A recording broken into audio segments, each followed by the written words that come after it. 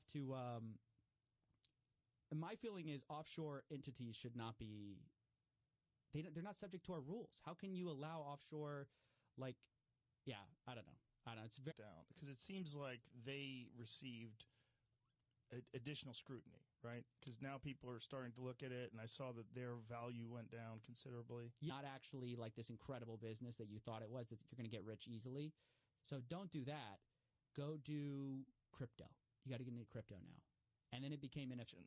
Like what exactly? Like what are the regulations in terms of like what you're allowed to do and donate, and how did he violate them?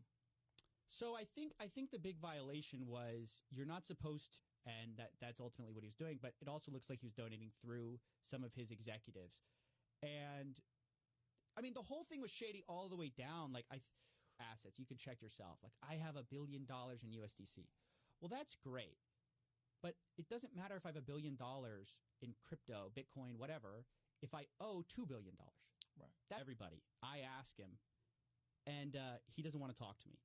So, but he's going on these Twitter spaces. So I was tracking when he'd go on a Twitter space, and I would contact the people ahead of time and said, hey, lack of regulation and the ability to send peer-to-peer, which means like you and I can just send money to each other directly, no middleman. There's also a really huge opportunity for fraud, scams. Bizarre that so many people got duped, and I felt the same way about Bernie Madoff. You know, I'm not a financially aware person. I'm not into the market. I don't follow these things. Actually, campaign finance laws I've heard are pretty weak. I forget the name of the law, but it was passed in like the early 2000s, 2010s maybe, where it actually became very easy to donate, really perpetuated their fraud.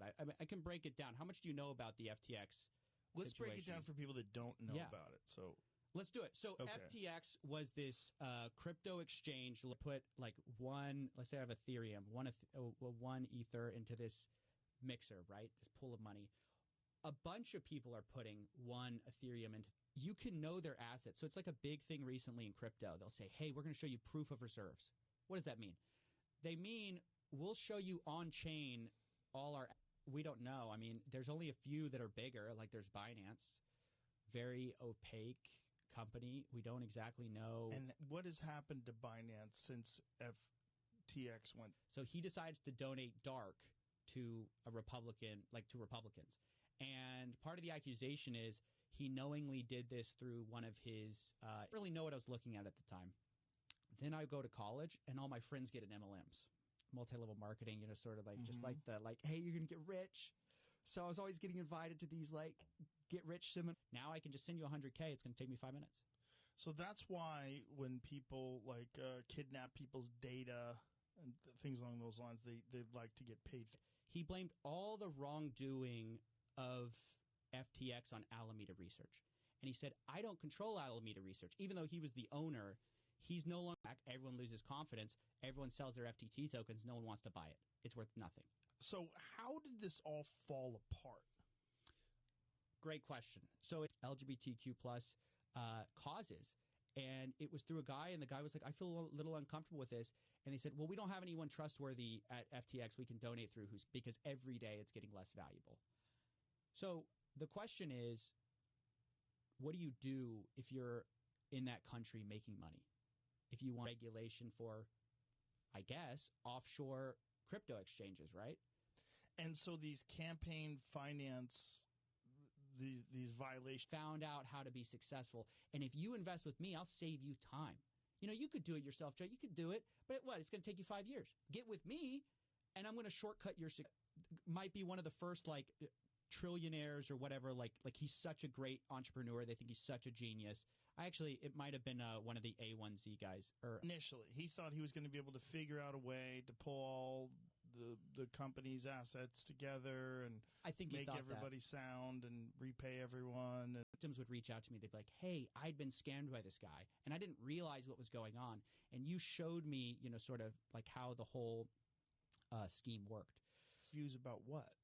Like you didn't start doing this. You started doing just like a normal interview show? I was just doing a normal interview show with a few of my buddies.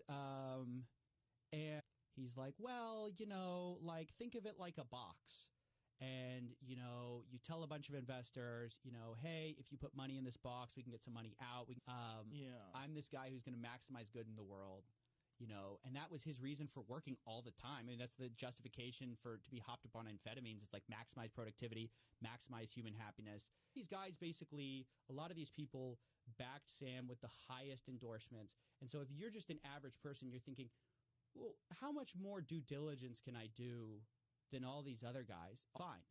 And then FTX US went bankrupt, and he's the one who put it into bankruptcy. And then he's telling everyone, oh, no, the money's actually still there.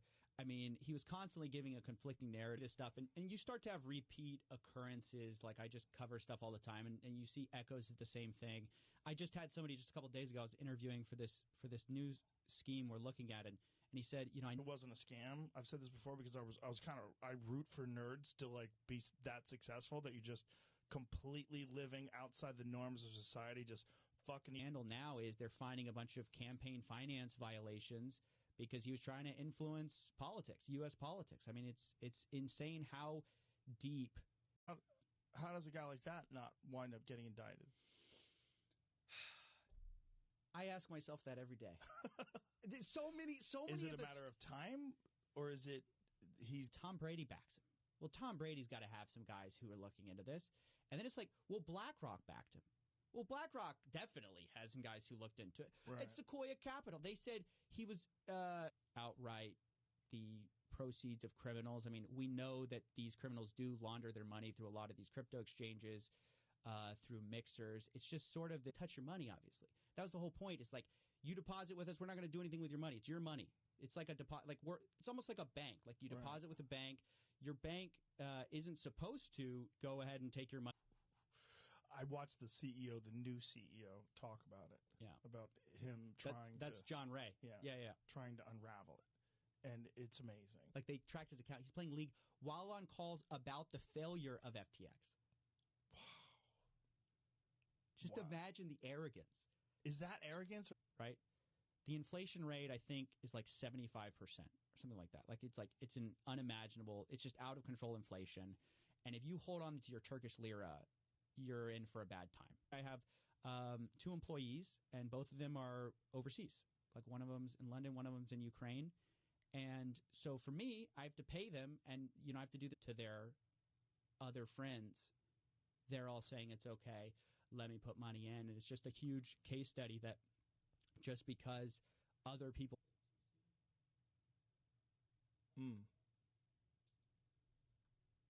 Jamie's looking it up. I thought I knew it off the top of my head, and now I don't want to say the wrong one.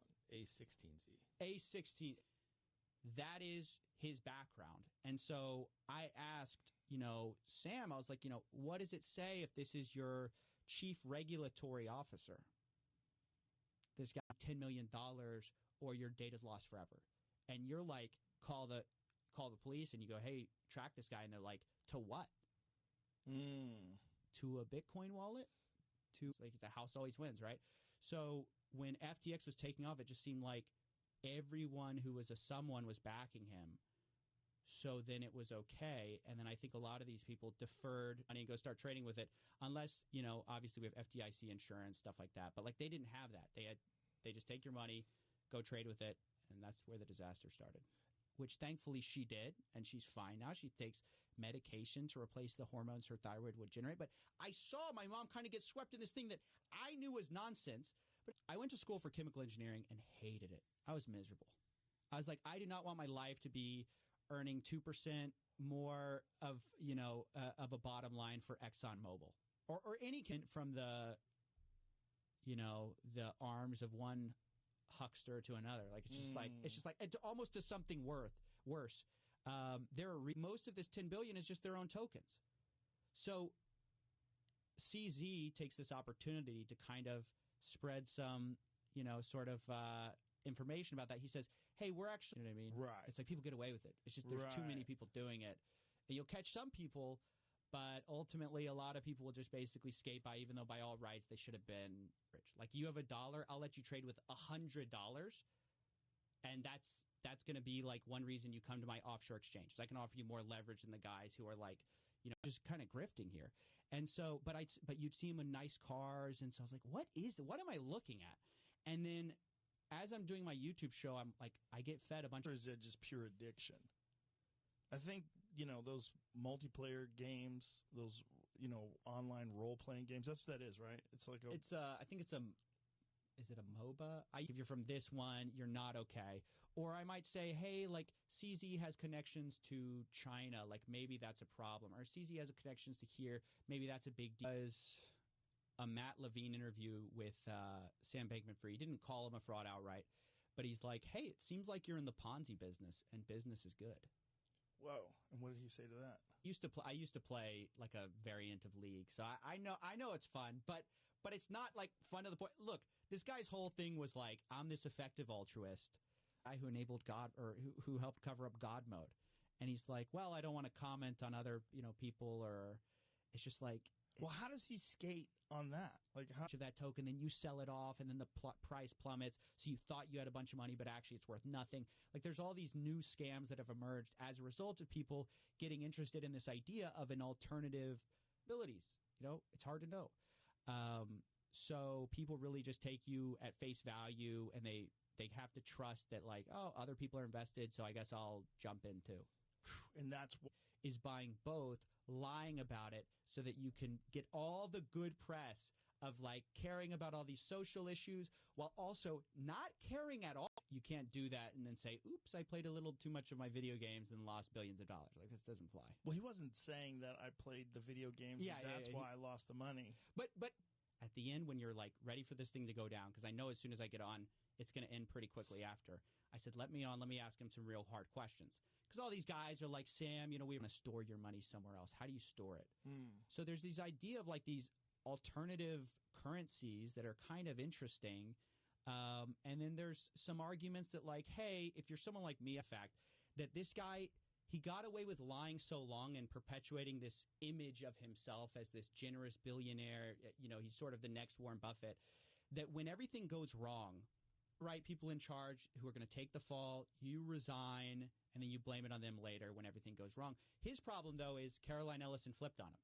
So she definitely flipped on him. She was smart. Yeah. She cooperated. Smart thing, which is something like this happens, you shut up. You don't say anything. Right. And then you point at your boss. I mean, that's basically what they did. Oof. Which they for sure did stuff wrong too. Literally had a $10 billion account that he mislabeled with Alameda Research. Mislabeled? Yeah,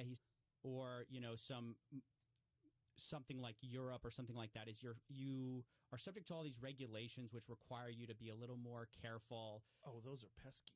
Yeah, they're in sort of, this is a fraud because, no one knew. There's a bunch of backing. So I made a video at the time being like, this crypto CEO just describes a Ponzi scheme. So before, it's like, if I send you $1 and then you send that dollar on, we can easily trace that back to me, right? It's like here.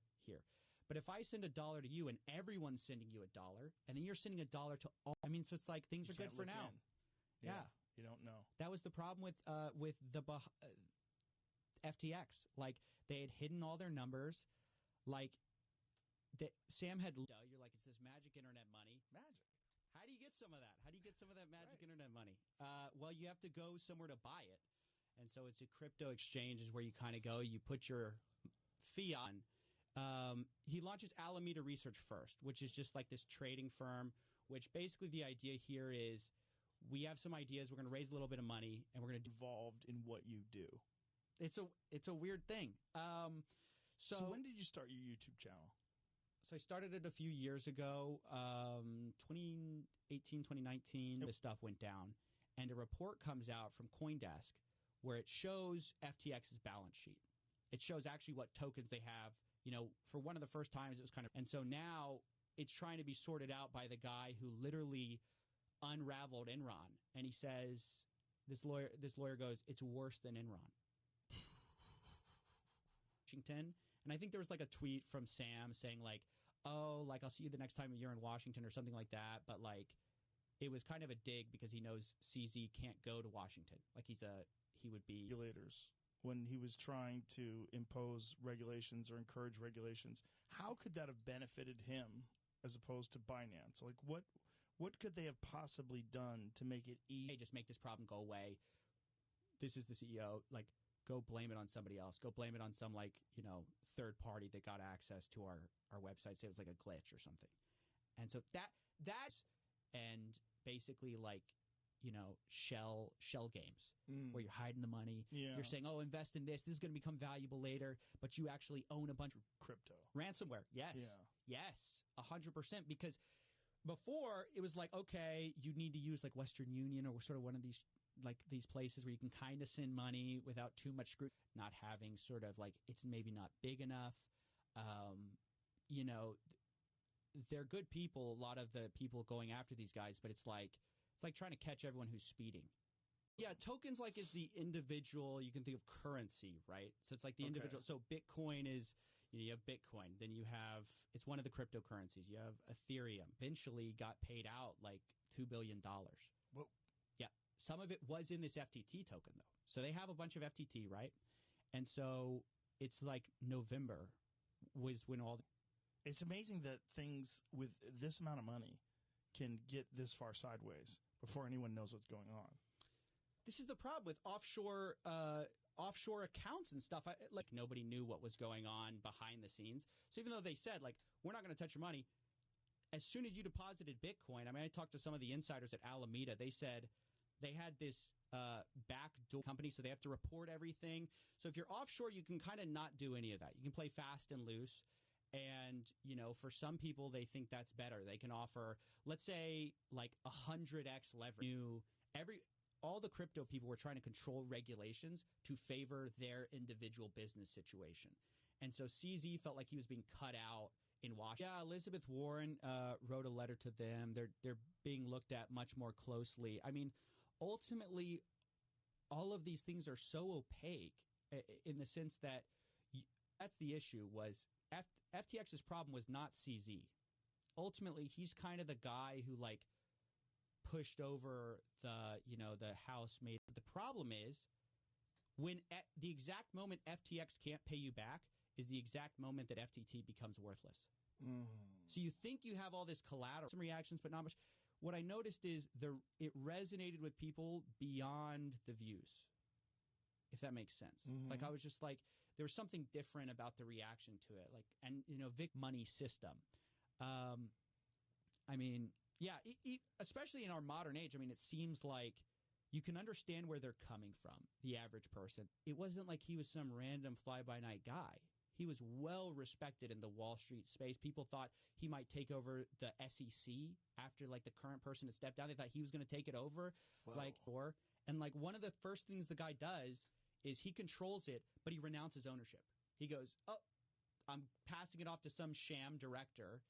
And he goes, I don't have anything to do. I don't know. Yeah, that these basically nerds in cryptography thought of, which is, it's brilliant. It is brilliant because it is basically, it's almost impossible to trace. Very strange. And these offshore entities were also using U.S. branches. There's FTX US, which was more regulated, but not really that regulated.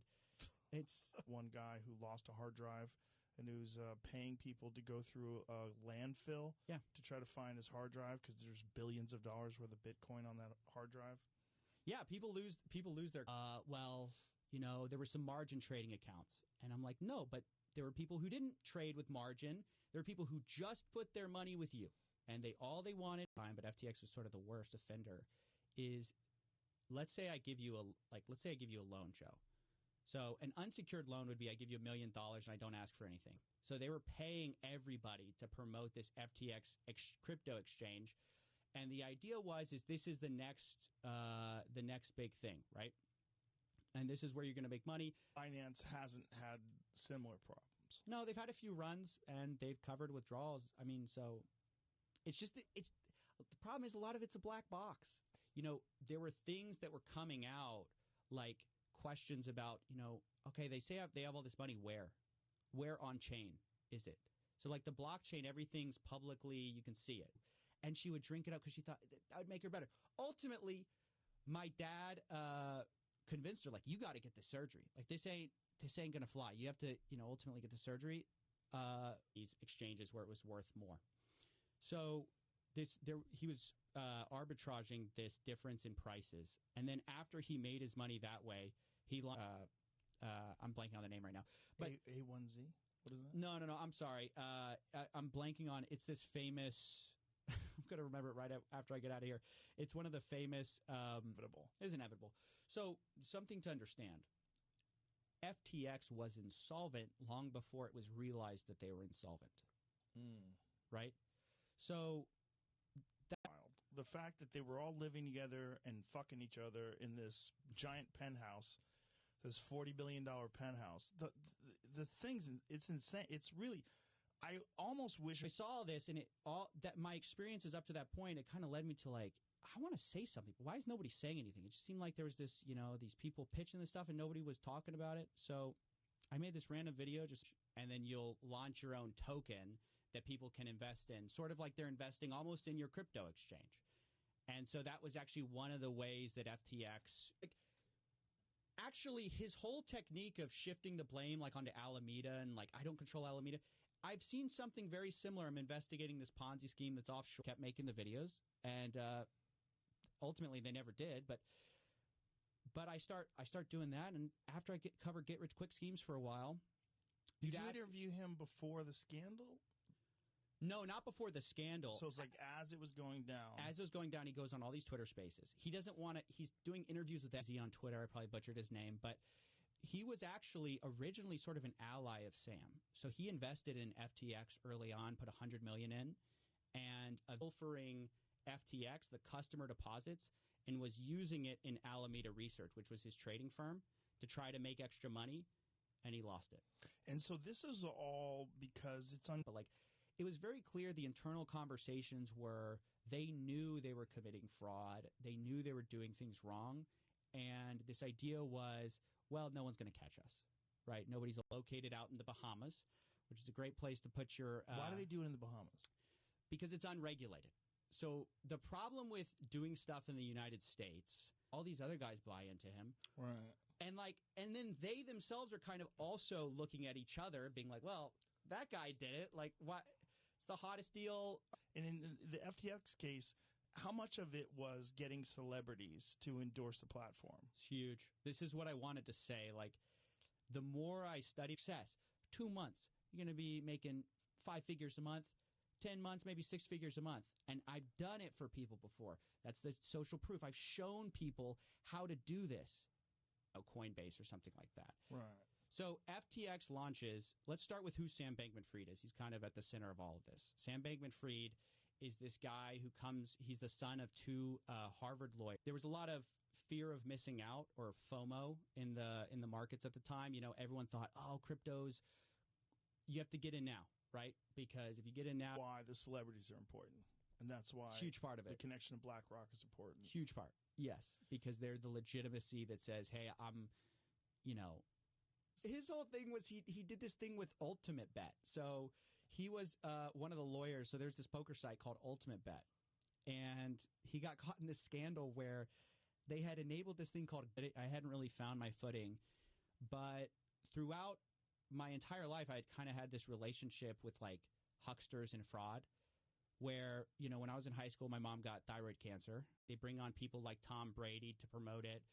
Larry David in the Super Bowl. They kind of get buy-in from all these big sort of names, and also on your dollars or whatever, euros or whatever, and you put it into this crypto exchange. They have a bank, and they work with that bank. Then they exchange the CEO as of 2020. He hands it to this a girl he actually had a relationship with, Caroline Ellison, right?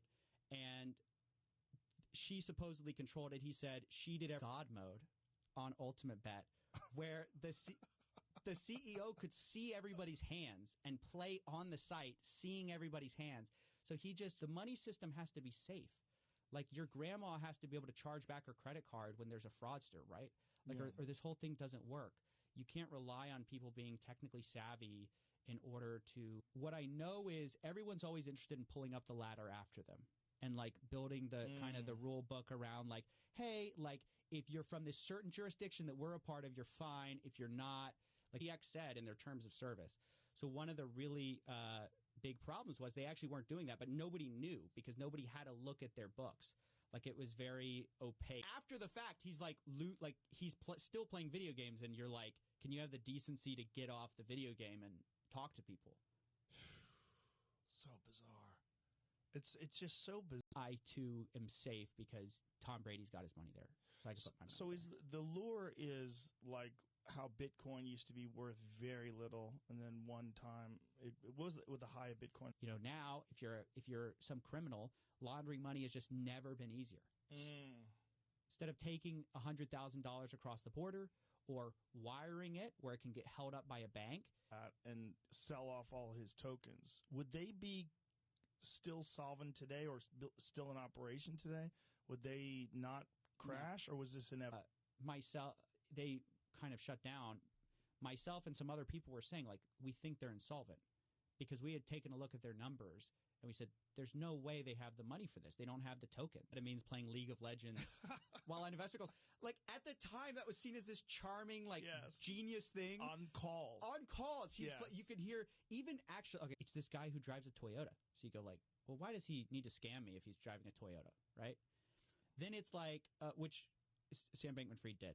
Then it's like, okay, so I decided to start pursuing it step by step. And at first it was like just me discovering like, well, what is this? Well, how does this scheme work? Okay, so I buy this course and then what? Do something like that. Like, why?